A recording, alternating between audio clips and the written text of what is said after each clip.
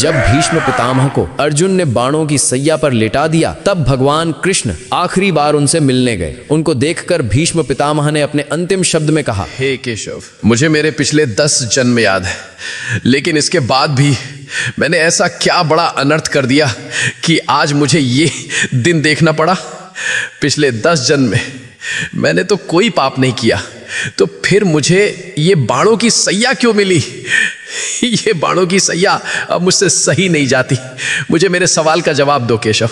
तब भगवान कृष्ण ने कहा कि हे पितामह, ये बात आपके 10 जन्मों के पहले की है। जब आप एक राजकुमार थे, तब आप जंगल से भ्रमण कर रहे थे। तभी आपके रास्ते में एक सांप आ गया। आपने उसको मारा नहीं, बल्कि ये सोचकर कि कहीं ये सांप किसी को काट ना ले, इसलिए आपने उस सांप को रास्ते से हटा दिया। लेकिन गलती से बेचारा सांप कांटों के झाड़ में फंस गया। वो जितनी बार निकलने की कोशिश करता, वो उतना ही कांटों में और ज्यादा फंस जाता था। कई दिनों तक वो सांप उन कांटों में फंसा रहा और भगवान से प्रार्थना करता रहा कि हे प्रभु, इससे अच्छा तो मुझे मार ही देते। प्रभु, जिसने भी मेरे साथ ऐसा किया है, उसके साथ भी ऐसा ही करना।